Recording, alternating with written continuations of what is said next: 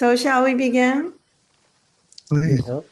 Mark, would you want to give it just another minute and let some people arrive?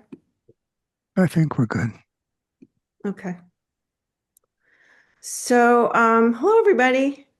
Um, I'm Judy, and one of the founding members of Contemporary Elder Sangha, and we're delighted to have you here tonight.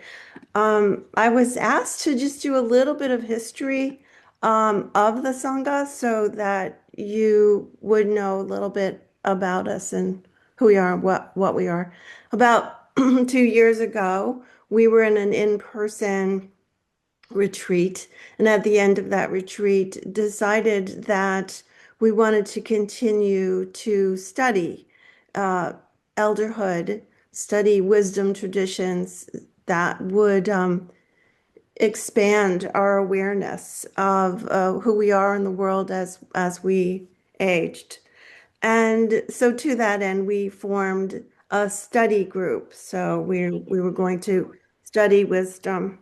So we're people from many different backgrounds. Some of us are Jewish, some are Christian, some are Buddhist, some are agnostic. We have a healthy group of skeptics. But everyone has a commitment to be authentic and vulnerable. And so we called ourselves Contemporary Elder Sangha. So what's that? So contemporary is important because it is that piece of mindfulness that tells you, here I am now, this is the moment right now, this is what we're doing. So contemporary is an important word in who we are. Elder is self-explanatory. We are not seeing ourselves as older, we are seeing ourselves as elders, whereas Rabbi Nadia is going to talk about sages, saging. We are growing into an elderhood and exploring how to do that with grace. And then Sangha was deliberately chosen as a word. From the Buddhist tradition, there are three supports to uh, wisdom, to enlightenment, to the path. One is the teacher, which is the Buddha, or the rabbi, whoever the teacher is. Then there's the teachings, the Dharma, the what it is we need to look at. And the third pillar is Sangha. That is the community. That is us. That is, we are the keepers of this wisdom to keep it alive, to keep it vibrant, to keep it authentic, to keep the questions we're asking important and vital. So that's who we are. We are Contemporary Elder Sangha. And over the past couple of years, we've asked really good and important questions. We've asked, what what does belonging mean? What does wisdom mean? What is impermanence in your life? How do you know what you know? Where does fear act in your life? These are critical questions for all of us, and these are the ones that I'm proud to say we've explored. So what Sangha does, it is asks you, what is the elder you aspire to be? And that's the question, that's what I want to get out of today's call is, what is the elder who practices forgiveness? What is that? So we are here to welcome Rabbi Nadia Gross. And when I looked up a little bit about her, she has an organization called Yerusha, which the Hebrew translation of the word is legacy. So what more poignant entree into forgiveness is there than to say, how have I received a legacy of understanding forgiveness, and how will I pass this on? So I invite you to join the inquiry with me. And I think, David, you have some words to say. I do. And first, I'd like to say hello to Rabbi Nadia and welcome you. It's really a pleasure. Um, Forgiveness is very much alive in my life. And I think it's appropriate I'm probably the only person in the group who's too old to be an elder. So I think I could speak from that place. Um, but forgiveness to me has some sticking points, and those are things I'd really like to know about from your wisdom, Rabbi. Um, One sticking point for me is when I've hurt someone else, and um, whether or not they forgive me, forgiving myself is a really difficult task sometimes. So it's one of the things that's the most difficult to let go of and to feel complete about. And the second element that really is of great interest to me is the difference between forgiving somebody from a mental standpoint and saying, I forgive you, even if it's heartfelt, and the completion of that in the cell in the cellular structure of the body, the feeling that it's gone, that it's healed, that it is truly forgiven. Because so often we see people say, I forgive you, but it's still there and you can feel it. And in myself as well, I want to feel that it's really a completion when I do forgive somebody and that I can come to that place. That's my piece. Thank you. And thanks for Dr. being here. Silbert. I appreciate it. All right, thank you, David. Couple things that have come to mind that I've been trying to work through over the last week preparing for this. I grew up being a risk taker and a rule breaker, completely different from my parents. They tried to pass on the standards and the ideals that they grew up with as first generation Americans, and I really ignored most of that. Um, the thing I most want out of tonight with regards to forgiving myself is trying to work through the shame and the guilt that I carry for the years I was a juvenile delinquent, criminal. I had a part of my life that fell apart after my 13-year-old sister and two of her friends were killed by a drunk driver. And I didn't, you know, I didn't have a way to process the pain. So, fell into, some bad company.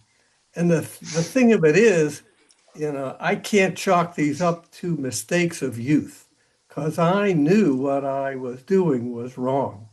Um, and I've worked with Buck a little bit, towards understanding that forgiveness is not a one and done.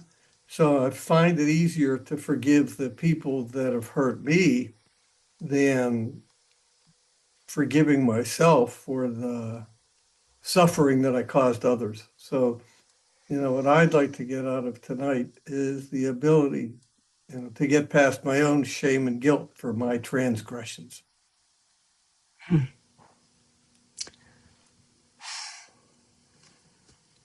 Okay. So let me take a moment to introduce Nadia Rose, my rabbi. And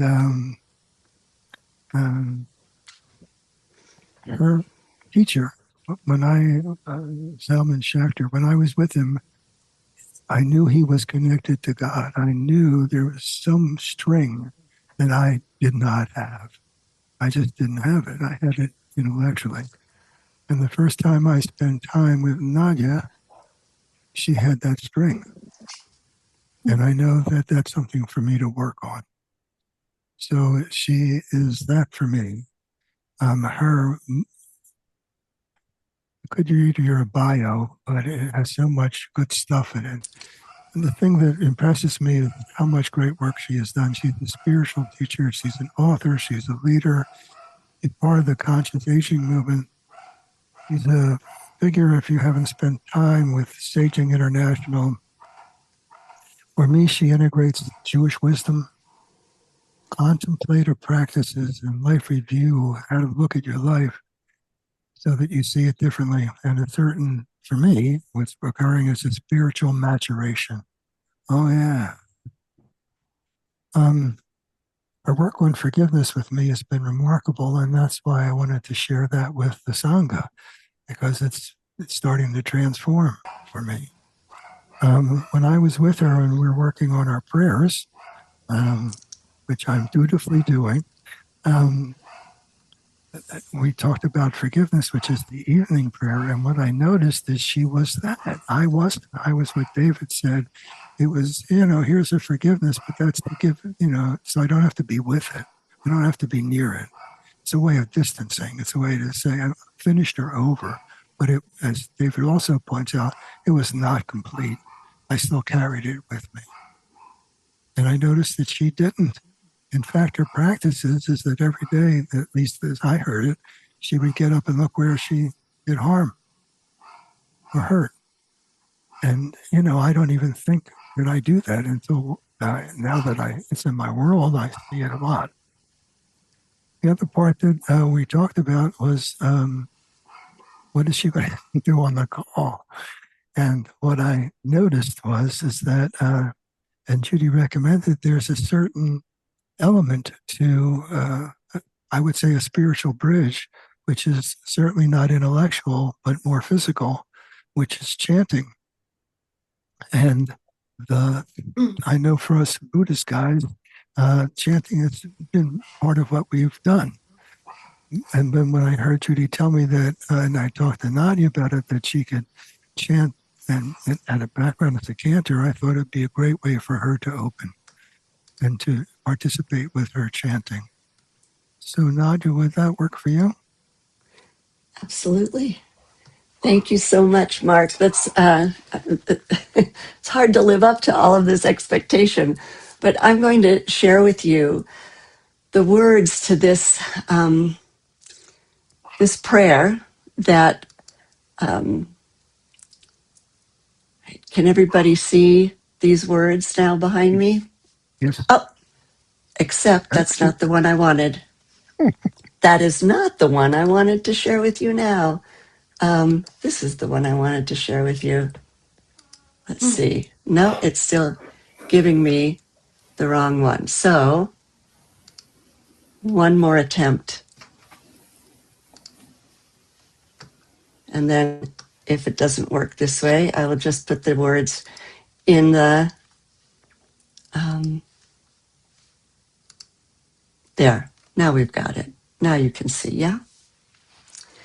So these words are from the Psalms, and I have a way of using the Psalms to help me express things that I don't have my own words for. And the Psalms, the book of Psalms is 150 Psalms that express every emotion imaginable that any human being can have, or every need that a human being could ask to have met. So these words say, Chokreini el v'da levavi. It means search me, El. So as Mark said, I do a reflection every evening where I look to see how I've shown up in this day and where I've maybe not been fully awake, where I've been sleepwalking, where I've tripped over things and people that I didn't mean to. So this is Search Me, El, and El is the name of God that's associated with loving kindness. So search me lovingly and know my heart. B'chaneni v'da sarapai, test me, like really examine me and know my thoughts. Now I'm speaking to that inner divine self, right? That God of compassion that and of loving kindness that lives in me, that is an aspect of who I am. Search me, know my heart, test me, know my thoughts. Ure'eh im derech otze bi, and see if I carry anything that disconnects me from spirit. sadness, things that are going to upset others, if I carry any kind of disconnection within me, uncheni bederech olam, then guide me, lead me to, it says on the eternal path, but olam, eternity in our world, in our language, which also means world, also means hidden. So it's the path of the mysteries. So I want to be able to enter into the mystery where I'm comforted and where I know that I belong. So this one, the chant is inspired by a Scottish ballad that some of you might recognize. I'll just sing it through twice and then we'll move on. Okraini el beda levavi bechaneni beda sarapai. חוקרני אל ודע לבבי בחנני ודע שרפי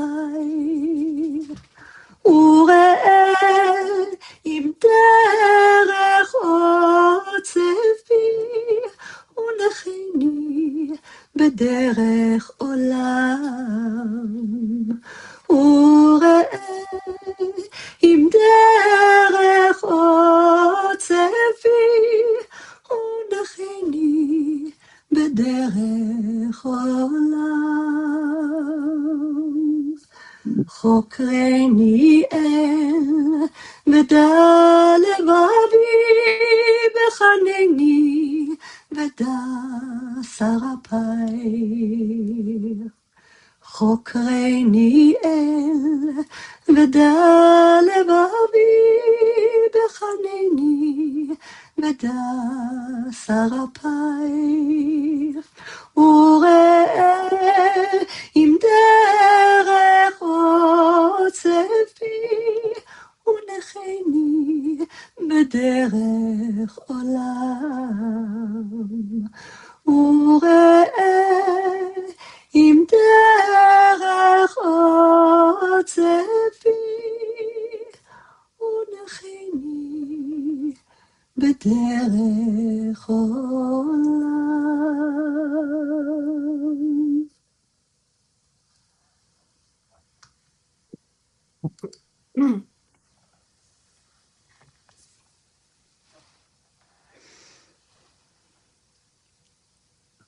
You're muted, Mark.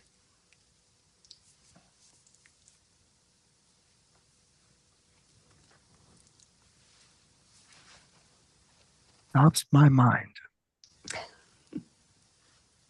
And that's a gift because this one doesn't shut up all the time. The other part is an energy changer for me when that occurs. Something occurs in my body and it alters things. And we're going to talk about forgiveness, and so I kind of labeled this evening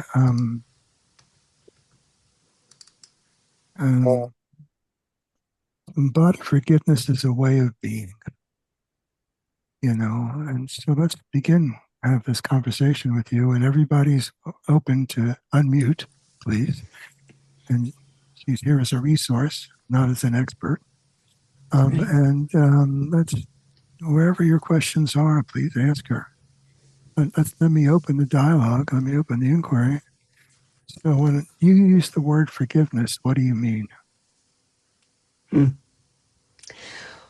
Wow, it's a multifaceted word and concept, right?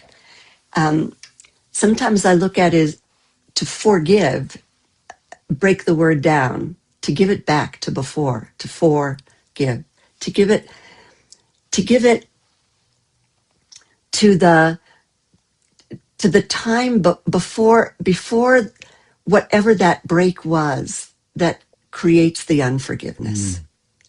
Reb Zalman speaks about tshuva. So tshuva in our tradition is a process of forgiveness and returning to wholeness, realigning ourselves with the higher self, the higher intention. And we're told in our tradition that before the world was created, before it could stand, the creator had to create a way for everything to return to its original beginning form. And that's what tshuva is. And so forgiveness is an aspect of that tshuva. It's about really realigning, bringing things back into that before place, before the break happened. That's what I think of when I'm talking about forgiveness. And it's a process.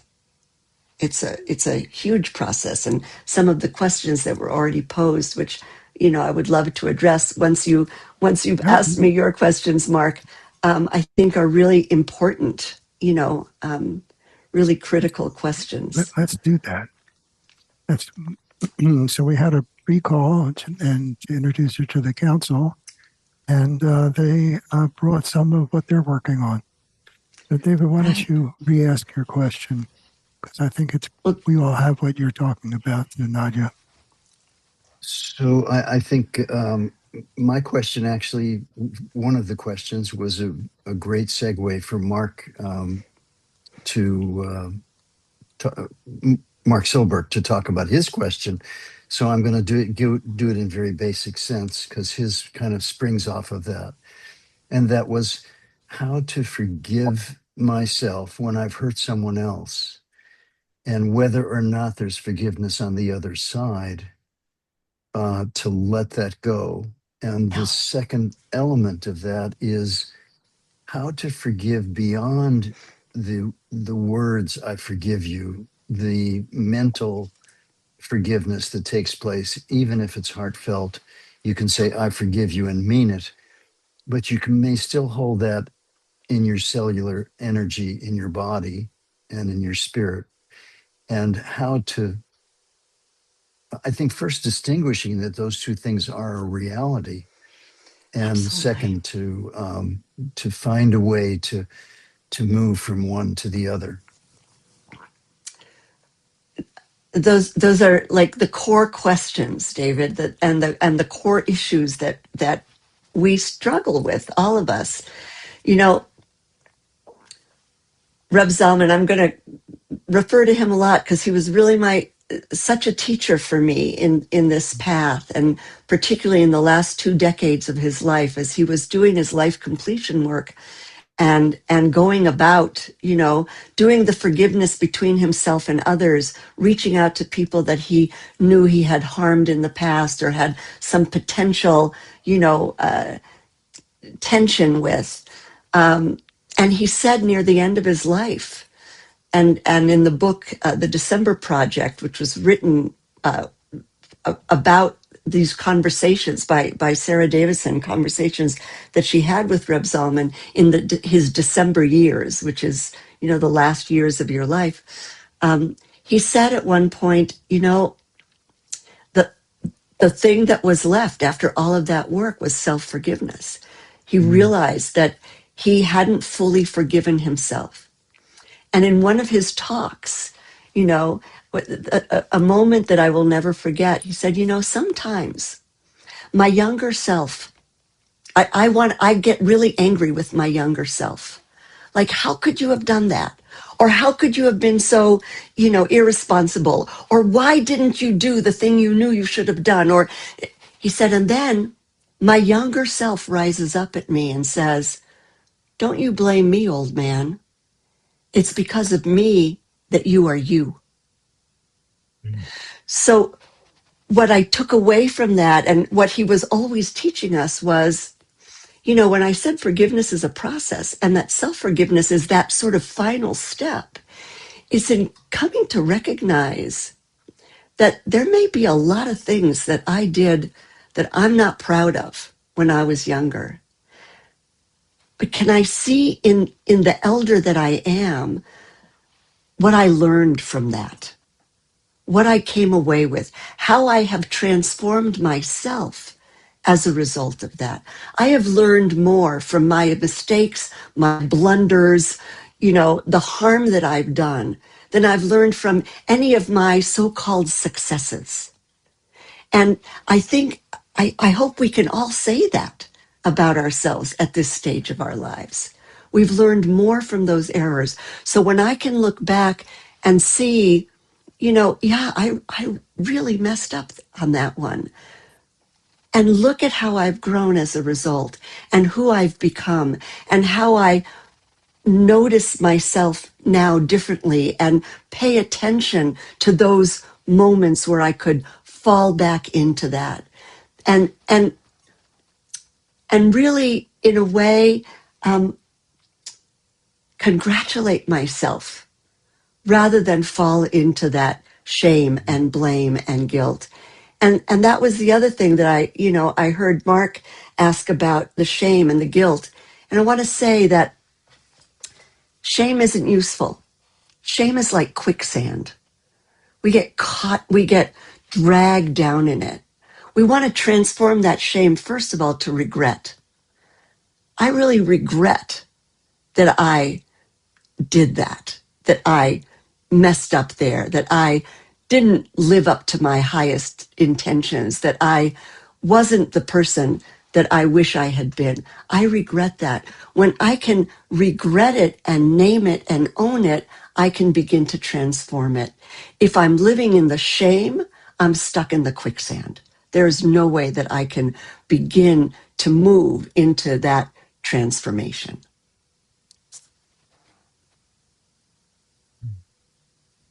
Beautiful. Thank you. Yeah. Thank Mark, you. could I add something to that? Yeah, I was just going to say, Buck, I see your smiles, so I want to ask you what's going on in your head. I didn't mean to butt in this early, but I can't help myself. I so Of love this course not. conversation. I just, David and Mark and all of us, to me, it's, if we're spiritual beings living a physical life, and if likely we're here to learn lessons and grow. And if that's so, then how best to do that other than to make mistakes and screw up? So perfect part of our process. And for me, your suffering, David, over Pat and Mark, shame and guilt over past mistakes, um, is a exact reflection of the size of your goodness, of your Yes. love and your compassion and your caring about other human beings. I know people who don't suffer very much when they hurt other people. Yeah. Let's take a prime example without getting too dramatic too fast. Dan, my daughter's friend who killed her, 13 years later, has never shown a sign yet, despite forgiveness given him, of genuine feeling, sorrow, remorse, pain over what he did to Jessie, what he put her through, what he stole from her. It doesn't seem to bother him. And you suffer badly for far less things, which tells all of us what spectacular human beings you are. So, you know, like you ought to acknowledge yourself, in my opinion, for Oh, that. it's amazing. But we get stuck Beautiful. there, and I'll clam up now, and we can let the conversation go where it goes. But let's not get stuck there. Let's live into the spectacular human beings we are. One of Thank the you. That's we, beautiful. one of the things that Nadia asked me in our last call was, before you do the prayer of forgiveness, do your accounting. And I said, what's that? I look at the ledger form when I do accounting, because I was talking about all the things that I didn't or should, I was judging myself in the areas that I wasn't performing or being kind or whatever that was. He says, what about the good side? How come you don't do a ledger where you have the other side of that going on for you? You want to talk about accounting, because it's so Right. impactful Well, for me. a good accountant knows, it's double entry accounting, and the debits and the credits have to balance in the end. So, in a previous lifetime, in this lifetime, I was an accountant, and and so I knew this. And as a rabbi and cantor in my congregations that I served with my husband, every year in the Jewish tradition, we have this month leading up to the new year, the month of Elul, when we take an accounting of our year and we do that's the tshuva process. And of course, truthfully, we're supposed to do it every day, every week, every month, not wait just till the end of the year. But a lot of Jews don't know that. They know about the once a year and they know about this accounting, and they spend this month beating themselves up. And I would say to my congregation, wait a second. You know, there has to be a balance at the end. So I want you to not only look at what you've managed to do wrong, where you've missed the mark, where you've done harm, but also congratulate yourself on the things that you've done well. And this leads into this thing about learning as we go along, learning from our errors, learning from our mistakes. My grandmother was a mystic. She raised me in an oral tradition that was passed down for many, many, many generations. She taught me that there is an essential design flaw in creation, and it's hardwired into all of us, which means we are all flawed and we're all going to make mistakes. We're all going to hurt others. We're all going to trip up. It's inevitable. There is no such thing as perfection in this created world, but we can be perfecting ourselves all the time, moving in a direction of perfecting ourselves. And so one of the ways that we do that is that, when we notice that here we go again, sliding down that slippery slope into some old kind of pattern of behavior or old way of reacting, or, all those things that I really thought I learned, but I actually caught myself. Like, I noticed that I was going there, and I found my way out before I made it all the way into that full reactivity or whatever. And so the task is not to beat myself up because there I went again, sliding down that slippery slope, because she said that's inevitable. That's always going to happen. What I do instead is congratulate myself that I caught myself that much sooner this time than the last time I found myself going down that slippery slope. Because the more often we can feel empowered by our process of forgiveness or any kind of correcting, perfecting of ourselves, the more we give ourselves that pat on the back, the more we recognize the growth in ourselves, the more we're going to grow. The more we beat ourselves up, the more we get stuck back in that old, shame, blame, guilt cycle. And also, I know, if somebody kind of comes at me with negative stuff, I'm going to get defensive. When I come at myself with negative stuff, I get that much more defensive. When I'm beating myself up, I'm generating this defensiveness in me that says, oh yeah, you think that's bad? Let me show you how bad I can really get. Right? That's what we do. It's like the child, and who's always being yelled at for doing something wrong and just keeps doing it because that's how they're getting attention. But it's really the defensiveness that we build in ourselves.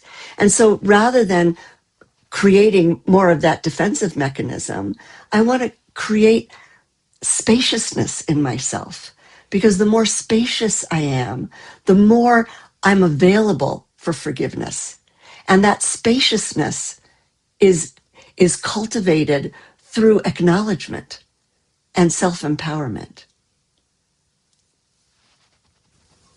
I Interesting, think I've said because enough. I want to hear more questions. Oh, yes, David. I want to respond to that because it was directly related. And that is, it's interesting the way that you created or outlined the defensiveness, because at least for me as a man, the way that I react when I feel this kind of screwing down on myself is to fix it. Uh-huh. That doesn't work. I much prefer the avenue that you're going into, the wisdom of the wholeness of it. And I just want to point to that. So, yeah. Where Thank you. Oh, I'm Homework, happy to share. Oh, sorry. who was speaking that I interrupted? Leslie. Her name is Leslie. Oh, The my face is word. familiar. Oh, there you are. We're both in Mexico, but in different places. Yes. Yeah. And for those that I've not met, Mark is mi esposo, my husband. So there are just a few things that are occurring to me, and I don't know if a question will emerge out of them, but one that I've been working on for a long time in my life, and I'm appreciating David's comment about the difference between, and the conversation between saying the words and even in the moment meaning it, and then it actually feeling it somatically in our cellular structure. And one thing based on what you were saying, Rabbi Nadia, is my practice of living in the paradox.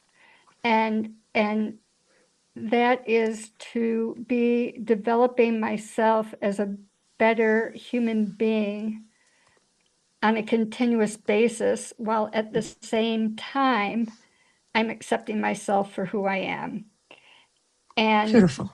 that is often a difficult task for me because I tend to have a pretty active inner critic.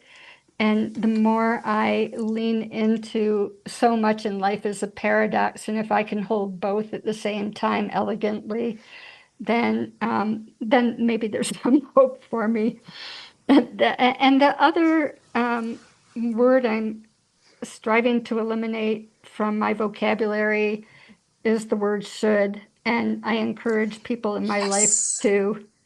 to try just a day or a week or a month, because and what you were saying is how defensive I get when I am, and people have probably heard this before, shooting on myself or Mm-hmm. shooting on others. And so whether I do that to others or do it to myself, it does harm or create suffering. So Yeah. that's what you were saying, and the others were saying, were just bringing to mind for me. Well, thank you for that, Leslie. I want to tell you that I teach actively that the word should does not exist in the soul's lexicon. I love that. And so, and what we are trying to do is give our soul space to express herself. So the should doesn't exist there. And I'm in total agreement with you. I love that. And the paradox that you're living with is precisely what I learned from my savta, my grandmother, that we are flawed by our very nature. That design flaw is hardwired into us. And at the same time, we have the opportunity to be perfecting ourselves all the time. And that is a paradox. And it's a wonderful tension to live with when we do it in a conscious way, and we sit in compassion. So compassion for ourselves, have compassion for our humanness, our flawed selves. And the more that we can exercise that compassion for ourselves, the more it flows over into compassion for others. Thank you. Yeah. One of the things I noticed, and just moving off on David's point, is when you forgive. And when I forgive, I keep half the ticket. It's like, I was with I have to tell you a little story. I was with my dad and he was dying. And I said, you do regrets and all that. And I said to Dad, but what is the thing that still pisses you off? This is 2001. He says, Marty Hyman took my hose in 1952. It was like, what? That we carry. So there's something about forgiveness and not carrying it around anymore. You know how to make it complete. When you forgive, it isn't, you don't keep half the ticket. It's all gone. It's not, it's complete. like it's in your cells and everything. Could you address that or talk about that level of forgiveness? So, yeah, and I know that that was part of what David was asking too. For me, it sources in that compassion that I was just speaking about before, recognizing that, you know, if I'm flawed and I've made all these mistakes and missteps and harmed people in the past, then this person that just, you know, that has harmed me in whatever way I feel harmed or is is equally a flawed human being. And what allows me to fully forgive is having compassion for that flaw. I want to make it really clear that forgiveness is not the same as condoning. And that's, I think, one of the things that people trip up on a lot, right? If I forgive someone for something that they said or did, I'm not necessarily condoning that behavior. It's the same thing as when I regret things that I've done, I'm not condoning the behavior. The regret says that was wrong. That was inappropriate. That was not, you know, not the way that I want to show up in the world. So I'm not condoning. Forgiveness is a completely different thing. And so, uh, and when I can have compassion, when I can exercise that compassion for that person and recognize that this was an expression of their flaw, that this was you know, and maybe they're not even aware. And you know, speaking about, you know, somebody who's done so much harm and doesn't even isn't even aware of it, you know, something in me wants to go right to, you know, Yeah. sociopathic behavior, whatever that is, you know, that those things that get in the way of people really being able to examine themselves and know the harm that they've done. And there are people like that in the world. I like to stay away from those kinds of people and not engage with them in my life because I know that they're going to do harm indiscriminately and have no understanding of what they've done. At the same time, I have compassion for whatever that is in their brain chemistry, whatever that is that created, you know, like that orange being that leads the U.S. Um, you know, I can have compassion for for what it is that creates that kind of a person. It doesn't mean I want to have anything to do with them.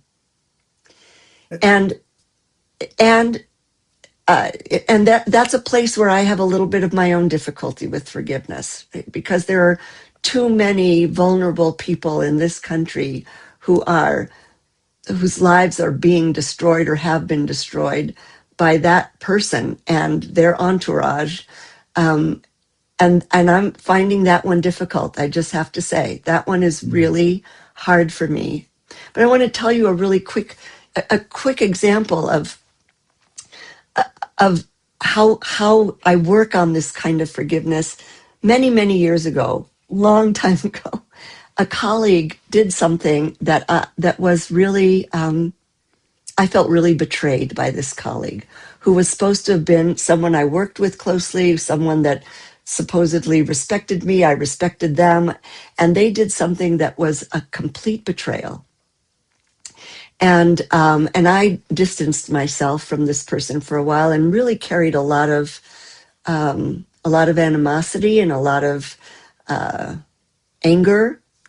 Um, Now, this person, also Jewish, came to me just before the high holidays, and no, you know, we're supposed to do our tshuva together, and came and said that they wanted to do tshuva with me.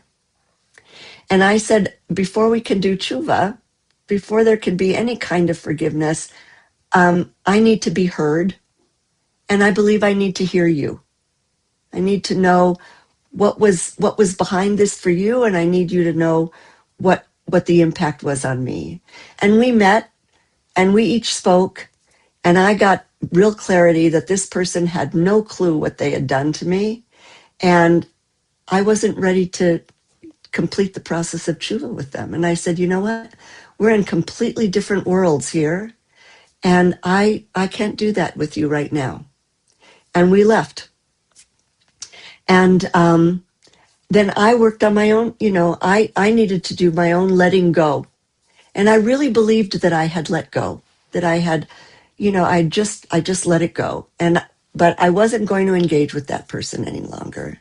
And it was maybe 2 years later that somebody said something about that person in a really positive vein. And my ire just went, all the way to the top of my head and out the crown, smoke was pouring. And, and I realized, oh my God, I have not let this go. I have not forgiven this. I need to do this work. And it happened that was during the summertime, and I decided I was going to take the month of Elul to really work on forgiving that person and that experience. And I used an exercise that Reb Zalman taught us that's titled Giving Yourself the Gift of Forgiveness. Because forgiveness is a gift we give ourselves. And part of that process involves bringing that it's an imaginal process, you do this in your own time, in your mind's eye, of bringing that person up, bringing up that moment or that accumulation of moments or whatever it was, and paying attention first to myself. What was going on in me? What might I have brought into this that was not even conscious at the time, that allowed this to happen?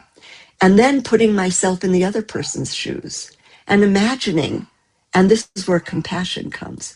What was going on for them? What might have been their unexpressed, stuff, expectations, intentions that I didn't fulfill in that moment, and going back and forth between the two and trying to sense, where that disconnect is, where I was and where that person was. And then the process involves, bringing God light, into the space, like surrounding us both and filling us both with that light. Well, it's not a one and done, as was said here already. And I did this exercise every day for the 30 days of the month of Elul, until I really felt that I had fully forgiven. And then just before Yom Kippur, I was able to call that colleague and offer my forgiveness with no expectation from them. And one of the lessons I've learned about forgiveness is that I can forgive. That doesn't mean that I have any expectation that that person will not do the same thing, given the same set of circumstances at some point in the future.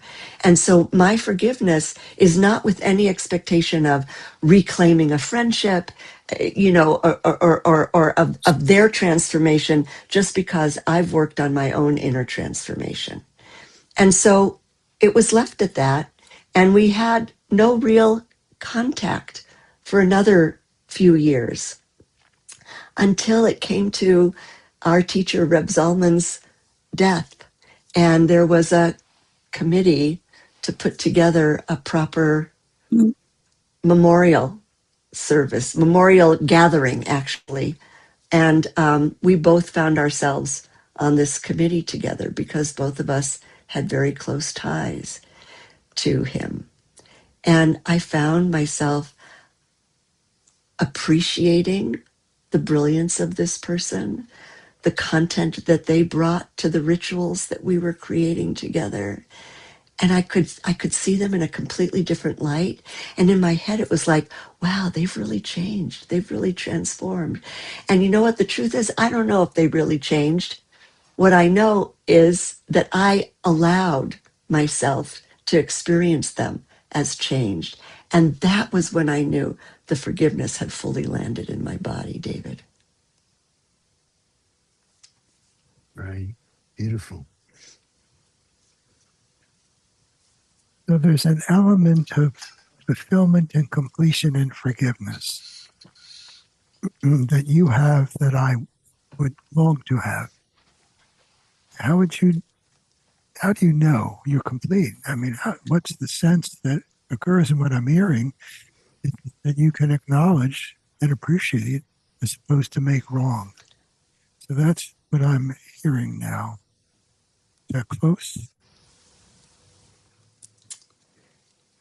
Yeah. You know what came up for me when you started to ask your question was you got to fake it till you make it, Oh, okay. right? You really you live into it. You behave as if you let yourself be in those kinds of encounters and moments where that tension is going to show up, and you see how you really are feeling on the inside. What more work do you need to do? How do you, and you keep working on yourself. And for me, it's continuously going back to the seat of compassion, which for me is right at the base of the heart. The heart is where the compassion. My Safta, my grandmother, used to teach me that compassion. She would hold her hands like this and say, "The heart sits in compassion." Right, and so it's like going to that deepest place in my core, and exercising compassion again and again and again, starting with compassion for myself that I got triggered again, that I'm still holding that thing, that I'm still angry with the guy who took my rope back in 1950, whatever, that so, having compassion for myself, first of all, before I can extend it to the other. I don't know if I've answered your question, Mark, No, but that's what I was hearing. your answer was way, But way better than my question. but Yeah. I hear a quality in what you're saying, Rabbi. I hear a quality in what you're saying that I think goes through a lot of things in life that maybe doesn't get as much credit for its importance, and that is patience. Sounds like you have a lot of patience, and that seems important. I've raised 4 children, and I have a husband who is the mirroring opposite of myself. Lots of exercises in patience and compassion. Yes. Um, and Um, patience is a virtue. I want to tell you, like, full disclosure, I call myself a recovering perfectionist, right? Because I wanted that perfection, even though my Sakta assured me that it was not possible. And I know how to beat up on myself better than anybody. I'm really good at it. And so that compassion has been such an important practice for me. I used to have a sign above on the wall above my computer that would say, "Perfection is the highest form of self-abuse." And I worked at it. Every time I saw myself falling into that place and that expectation of myself, I did that work. And sitting in that seat of compassion is is the palliative for me for all of that. Beautiful. we have someone from Australia with us that I need to acknowledge. Melissa, you can unmute, if you would unmute Melissa for just a second. What time Hi, is it Mark. there? What time is it? 10 a.m. Well, that's not too bad. Yeah, it's Sometimes good. she has to get up This is at 4 perfect. a.m. for some of our calls. So what are you getting out of this? What are the questions you have about forgiveness? What's going on over there in Australia? Um, yeah, mine's a very personal one because I have a stepdaughter who hasn't forgiven me You need and to speak a has little turned louder that. for the old people on the call. Okay, let me move the mic closer. I have a stepdaughter, is that better? Mhm. Yes. Yes. Who hasn't forgiven me for things that happened when she suffered the breakdown of her father and mother's marriage. And seeks revenge every couple of years in different ways. And then I have to kind of find the compassion in me not to react to that and to forgive her for the mean things that she does. So what am I getting from this? Yeah, it's work, and I've just got to do it every time she pops up unannounced in my life. Yeah. And Mm. what would you say for her to process this, to take out? What would you advise her to do? Anya, you're the rabbi. I come But to you the you rabbi said and I go, you said I wasn't the expert. I was just a, no, no, you're the rabbi though. That's good. That's your I moniker. mean, I hear you, Good Melissa, one. saying Answers. that you know that no matter how old this stepdaughter is now, what you need, what you can do for yourself is have compat. Oh, there's some feedback. Somebody's Yeah, if you Yeah. would um, mute Melissa, I think that might be you. um, there's is to have compassion for the child whose world was upended when her parents' marriage fell apart.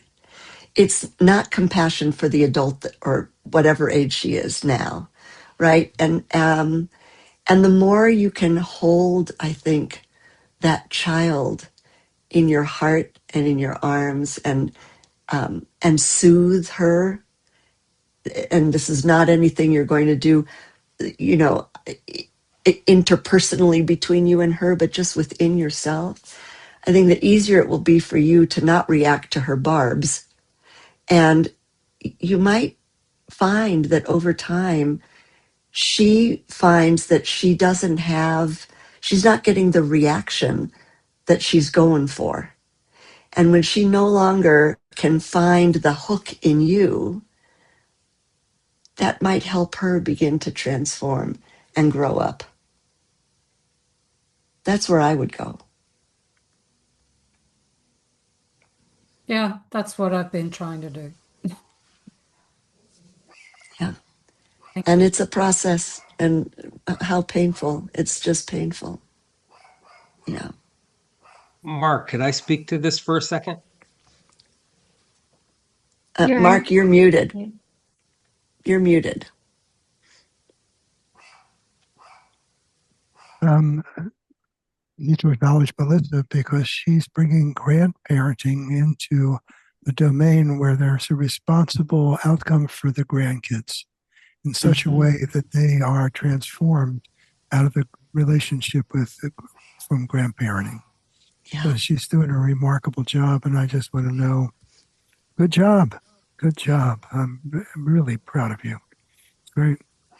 Go ahead, Buck. I'm sorry you muted. Just wanted to say that some hurts are too big to expect ourselves to forgive in one forgiveness choice in one moment. In fact, probably, I mean, I'm sure there's plenty of small things that happen and we can forgive it and never think about it again. But I'm also sure there's plenty of larger things that we're going to have to forgive again and again and again, or not. Robert Enright, the father of the science of forgiveness, according to Time Magazine, the International Forgiveness Institute founder, said forgiveness is a choice. So it's not a should, it's a choice, That's right. but it's Exactly. also not a choice you should expect to make once and then not still have half the ticket or not still feel guilt and shame or whatever. Right. And these things we carry, maybe this is the point. Um, Maybe this is where the deep spiritual value from our suffering comes in. These things we carry, the anger, resentments, hostilities towards other human beings and ourselves, condemnations of other human beings and ourselves. The Mayo Clinic defines forgiveness as not as releasing anybody from accountability, like Rabbi Nadia said, completely different things, releasing somebody from accountability and forgiveness, but as just releasing anger and resentments from ourselves, from our own hearts and our own brains. And Rabbi Nadia has brought up space a couple times. Well, what creates more space? What creates a vacuum of empty space in our hearts for something else to come in? other than releasing the anger we've been carrying around or the self-judgment we've been carrying around for a lifetime. Very, very space creating, and with a practice, a little bit of discipline, meditation, whatnot, what can come into that space is a freedom, a peace, a joy, but it's not going to happen in one forgiveness for most of us. I forgave Dan every day, intentionally, purposefully, deliberately, choicefully, for 1,000 days in a row. Literally, actually, 1,000 days, until on the 1,000th day, I told myself I didn't need to anymore because it had become a way of being, which for me brings us full circle. I loved Mark's invitation and description about this Sangha, that forgiveness as a way of being, because forgiveness only has power when you're doing it. I can't forgive 10 minutes ago. I can only forgive now. And I can't forgive next week. I can only forgive now. But now is gone. It's the next now. And I could forgive Dan and mean it and be free, and then have a dream tonight and wake up remembering what he did to Jesse and have to start all over again. But the more we practice at that, releasing, giving it to God, whatever form. And I'll bet you Rabbi Nadia has more good exercises. I bet you Buddhism has great exercises for that, releasing. Then we have that empty space in our heart and our brain to be filled by something more useful and beautiful. Okay, Thank you, Buck. That's beautiful. That's really beautiful. Do we have everyone. time for another question or no? Sure, we have lots of time. Okay. Because David's made a request to be an hour and a half, and I honor David's request. Okay. So everyone can unmute. If you wouldn't mind, go look at your computer top, and it says unmute, and you click down and you unmute. And we're going to open it for questions. And Leslie, you want to go next? Go ahead. Yeah. So my question has to do with what you might say about the relationship between forgiveness and fear. And so, and I haven't really thought a lot about this particular relationship. And so, in talking about or thinking about the current political situation and the feelings I have toward, and again, not to make it overly political, it's about me and others who are experiencing the same thing, whether it's with our political leaders or anyone else, is that it is the work that I'm doing, Rabbi Nadia, like you, to find a way to find compassion and find some forgiveness, and especially with those that seem impervious to any access, to any EQ access or accountability, or however you want to characterize it.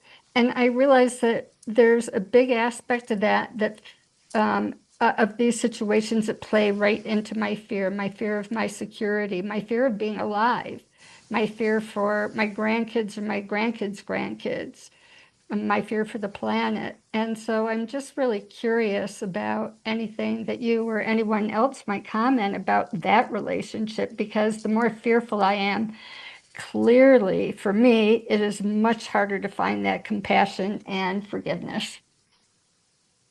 Yeah. Wow.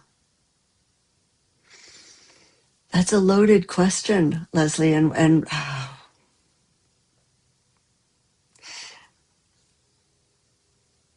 what's coming up for me, and then I would love to hear if Buck or anyone else has thoughts about this as well. So, I already acknowledged the example that I have a really hard time, with the leadership in this country and what they're doing to the most vulnerable amongst us, and elders who are anxious about whether Social Security is going to continue to exist, and Medicare and all the rest of that.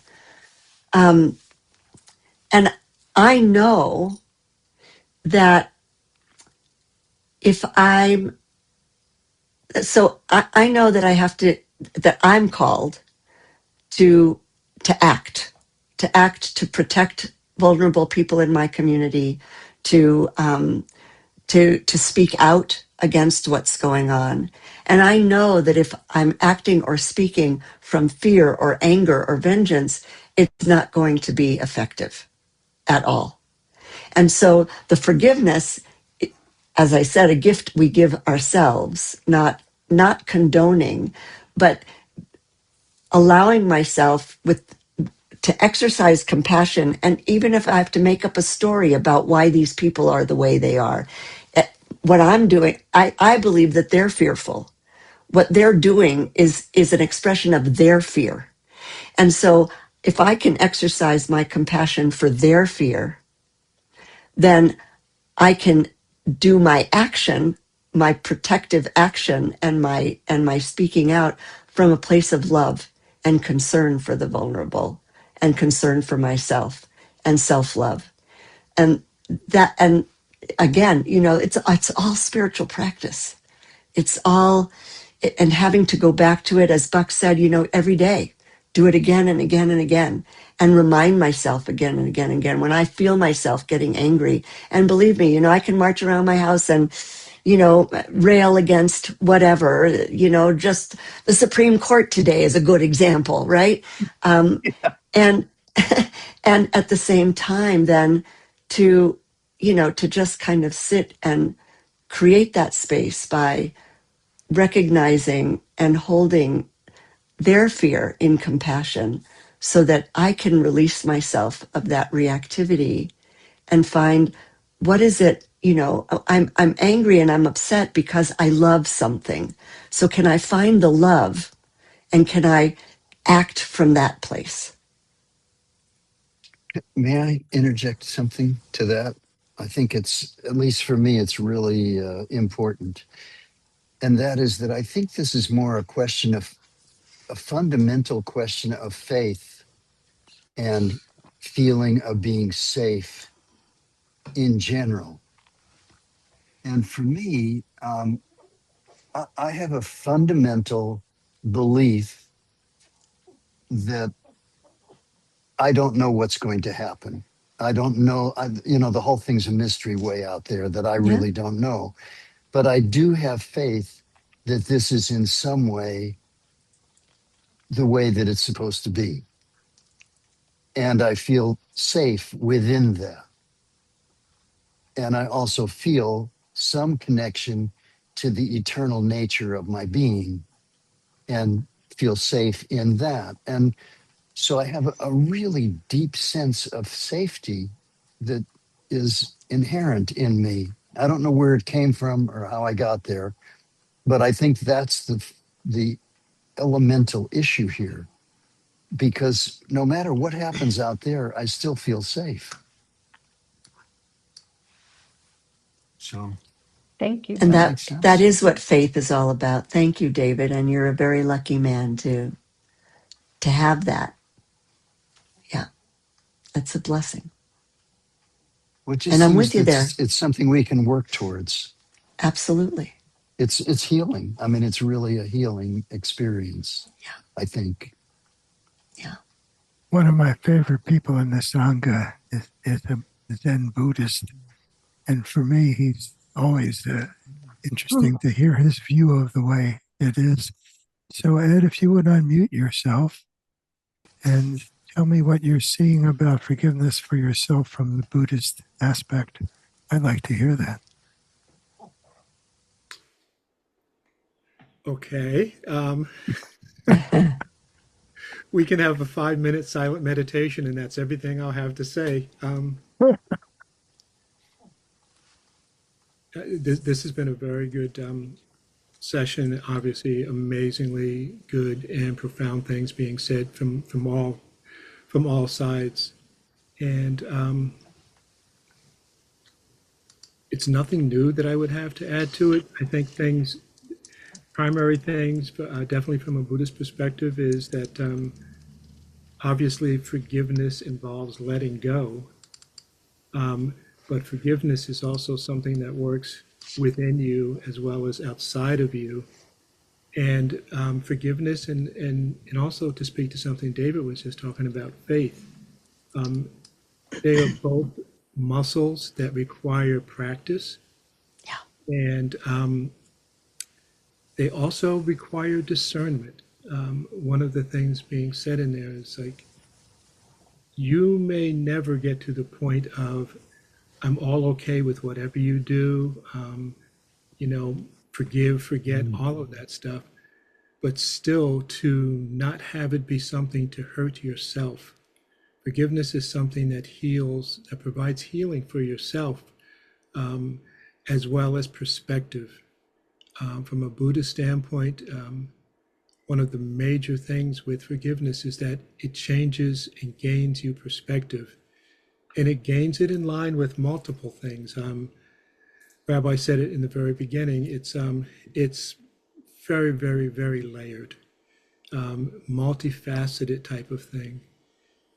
And as you get to points of discernment and understanding and letting go, it provides growth, it provides perspective, and it provides opportunity. And it also provides a growth in you so that when someone else is around you, they get the benefit of the experience of how you've grown and what you've become. I know the first time that Buck did a presentation with us, one of the things that he said was that he becomes something different with the people that he's around, and they perceived, may not understand it, but they perceived something in his way and level and nature of forgiveness, which affected them. So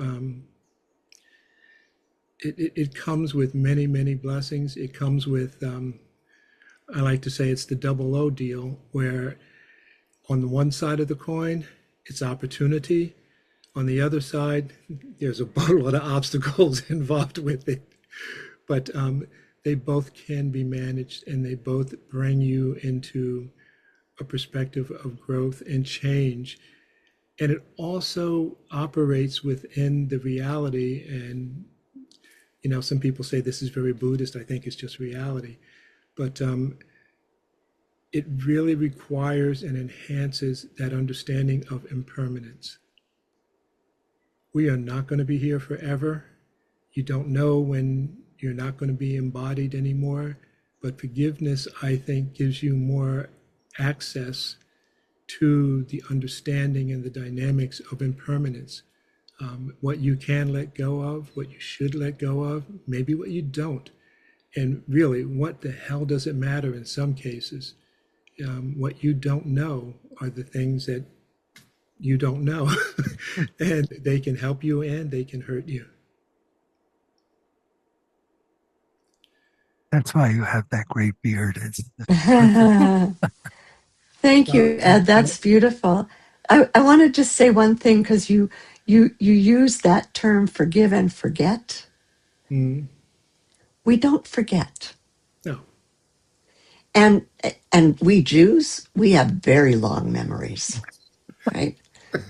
I mean, we are an historic people, and our memories go all the way back, and we don't forget.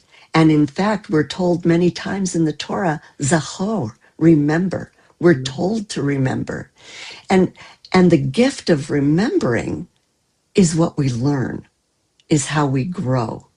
Right? So the forgive and forget is that's another terrible thing, That's like that one and people want to done. say. Yeah. Exactly. It just doesn't exist. It But doesn't what, exist. I want to be able to remember and not to be triggered by what I'm remembering, to remember it and to know how I've grown from that there you memory. go. And that's where discernment comes in as a Right. tool to be Yeah. able to know the difference. Yeah. Yeah. And that's Thank very you. Buddhist. Discernment is huge. Yes. Yeah. Well, it is in my work as a spiritual director too. It's all about discernment. Yeah. Thank you. We have everyone represented here. It just makes it perfect. We're coming to the close What of this event, so I want to make sure we have people's an opportunity to speak or to ask questions. I think Judy, Judy's trying to get attention. I I thought can see your finger. can you see my finger? Good. Yes. So both Buck and Robin Nadia have alluded to practice. fake it till you make it. You know, you have to do this over and over again.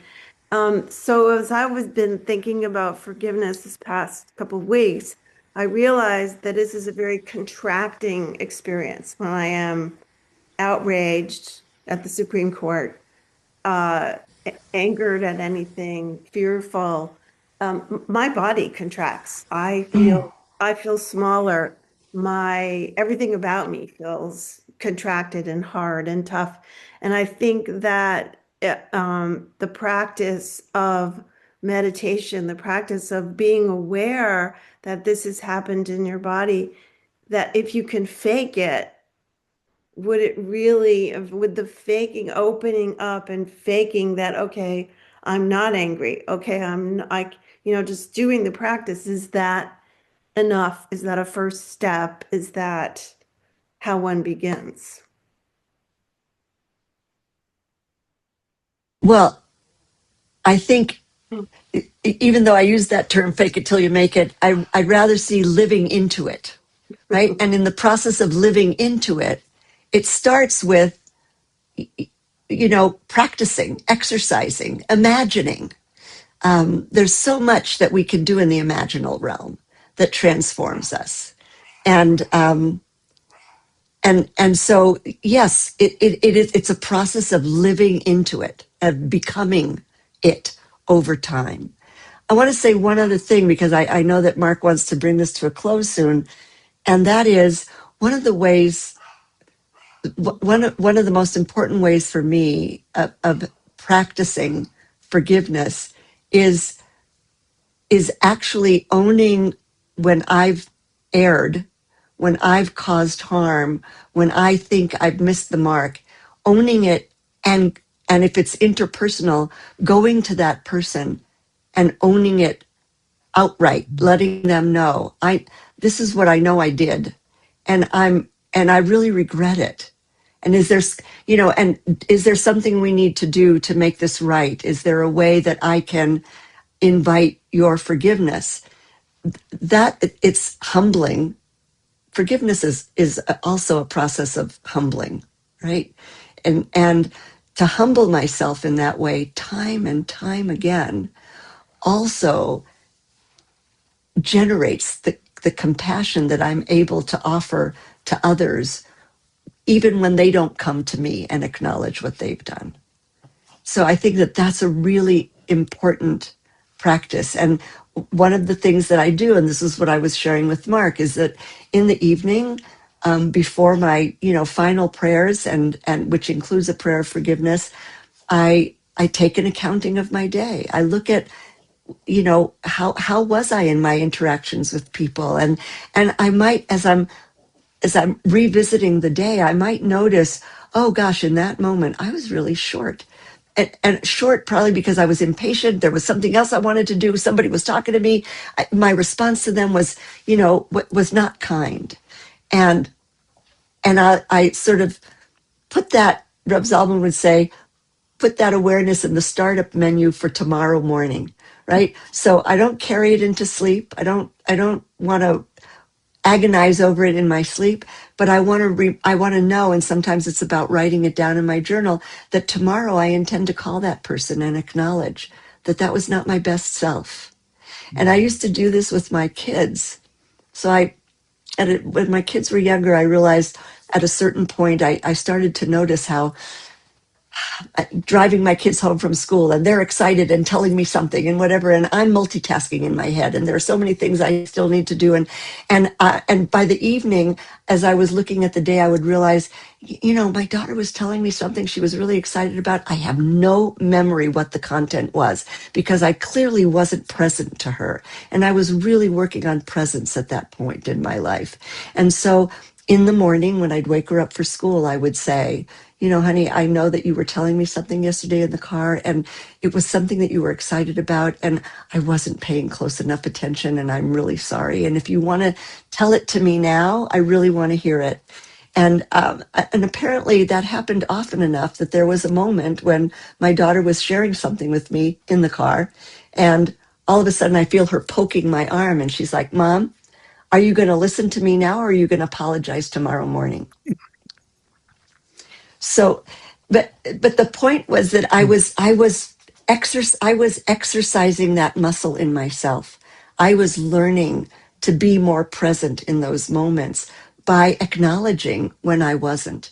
And that also, was very humbling. And for my daughter to recognize it yet again, and to call me on it, it was a stunning moment.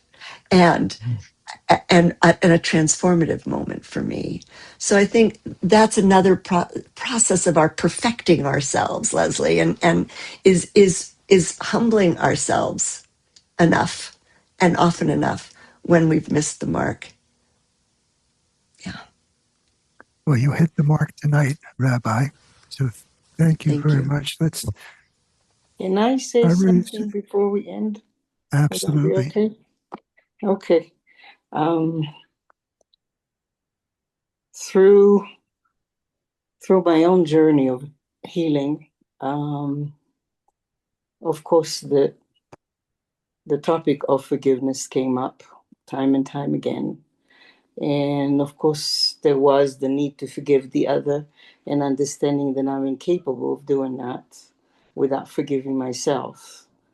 Um, but what I understood through delving deeply into my own healing journey was that the biggest pain or the biggest suffering that I was experiencing was the fact that I forgot myself.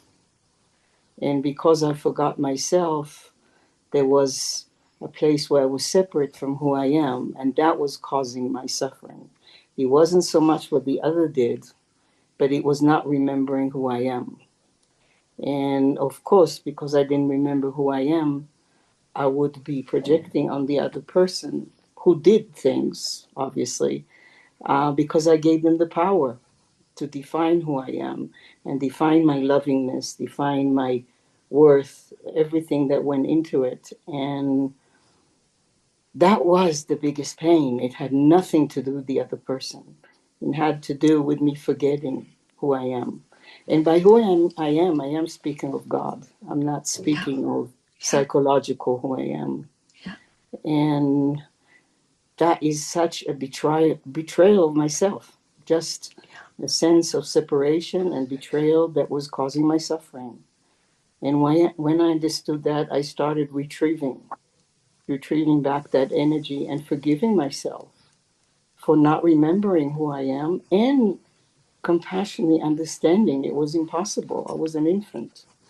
So bringing back all that love, gathering back into myself and acknowledging when I hurt others, which I did. And there was one particular person who could never forgive me, said that he forgave me, but didn't forgive me. And, it's like how you can tell emotionally, even though somebody says something else. Um, and one day I finally woke up and said, all I have to do is forgive myself. Not that it wasn't under my nose, but I wasn't able to give it to myself yet. But the moment I did, everything shifted because I was back in my own seat, in my own truth. And then everything started shifting around that person because there wasn't any more engagement. There was no attachment, there was no involvement with mutual suffering or mutual issue, which has been a beautiful blessing because it's an important person in my life. But it actually all came when I came back home. Then everything settled around it. Um, and for me, that place of fear is fear or love. So if I'm afraid, then I am sitting in separation again. And if I'm returning to love, and I mean myself first of all, I'm not forcing myself to love anyone else or forgive anyone else. So that comes secondary by the fact that I'm true to myself and live my own, my own heart. So I just wanted to share that. Thank you, Perfect. Emanuela. Perfect. That's beautiful wisdom. And it illustrates the words of the psalm that I started with, right? If there's any disconnect in me, Hmm. then guide me back into the mystery. Right? I So speak Hebrew, so thank you. I could read it in the original language. It was really nice. Yeah. Thank you. Okay. We've got a few minutes to go. So there was going to be a completion chant. Yes? Not yet. I just have something, and so, Dr. Cooper, I'm going to ask you to forgive me, and since forgiveness is in the now, that you'll forgive me now, and then I'll forgive myself later. This is not a good one, Nadia. This is going to be used over and And over again. on the count of three, I'll count to three. I would just love everybody to just say these two words to Mark Cooper, which is happy birthday. Oh, 1, 2, 3. Happy happy birthday. birthday. Yay, Coop. Thank you for indulging me. Your Oh, birthday thank gift you. is I forgive you for a week for anything you do. Uh-oh. That's dangerous, Leslie. That's really dangerous. Absolutely won't last very long. All right. Thank you all for being here. We could spend many more times and hours and speaking. How I usually begin to generate closure is to put the experience into one word, and then Daryl's going to do a close. So, Mark, Silberg, if you had to put this into one word, what word would you put? Deserve. Say that again. Deserve. Sure. Mark Heidemann, how about you?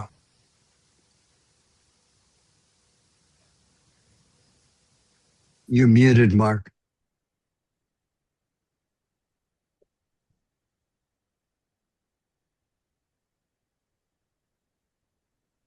Can I be heard? You can, yeah, you're okay. Just scream. One word. This is, I'm echoing. This has been very profound, very appreciated.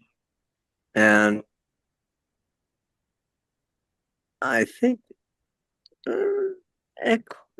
there's a word that was taught.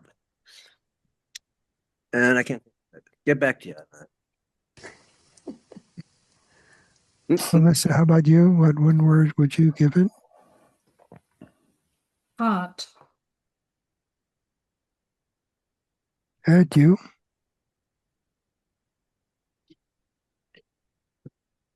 Wow. It maybe wow was the one word. Wow.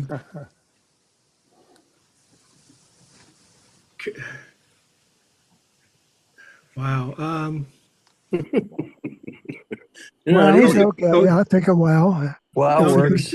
Wow works. Codependent interrelationship with hyphen. Okay, yes. Yes, the hyphen and everything. Kathy, how about you? What would your word be? For me, it would be compassion. Self-compassion, but compassion. And Gary, you? Healing. He's a Gary.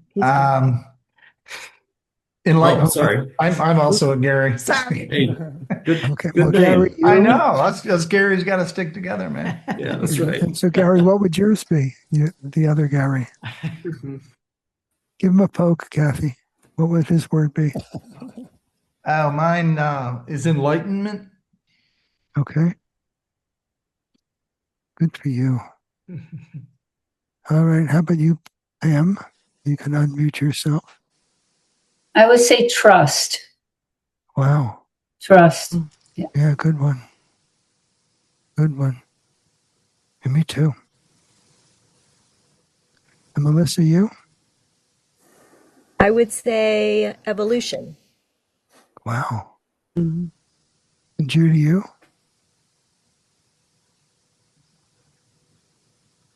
No, you're muted, Judy.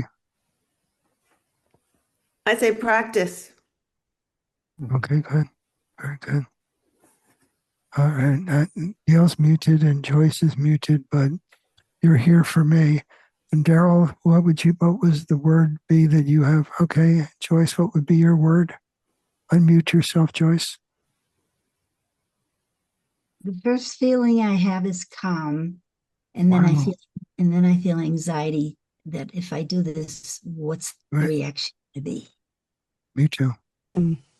Peace. Forgiveness gives you peace. All right, Daryl.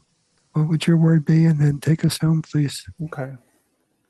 My word would be grounding, in that the experience has really helped ground me into a sense that forgiveness is just such an important part of my life now.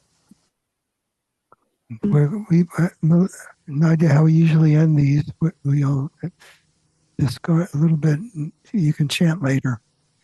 This is perfect. Not necessary. So Daryl ends with a passage, and they're usually very profound and moves us to fulfillment of the entire event. So Daryl, up to you. Okay. Mark, let me begin by just reminding everyone that we do these meetings periodically. We'll have another one in 2 weeks on May 13th.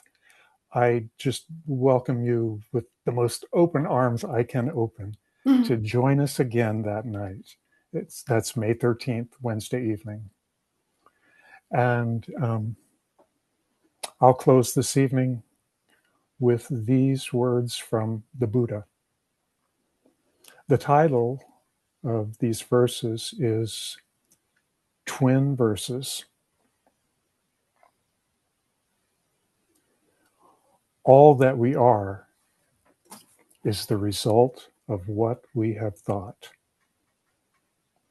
We are formed and molded by our thoughts.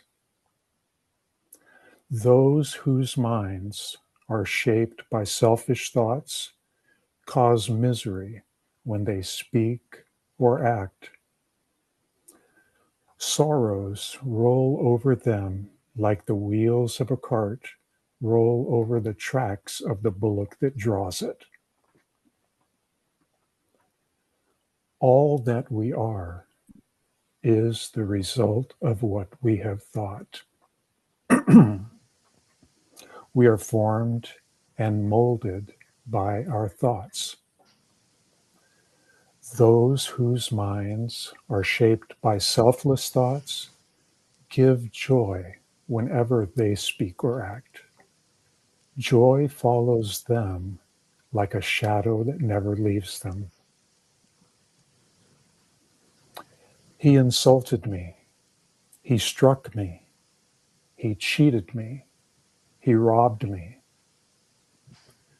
Those caught in resentful thoughts never find peace. He insulted me. He struck me. He cheated me. He robbed me. Those who give up resentful thoughts surely find peace. For hatred does not cease by hatred at any time. Hatred ceases by love. This is an unalterable law. There are those who forget that death comes to all. For those who remember, quarrels come to an end.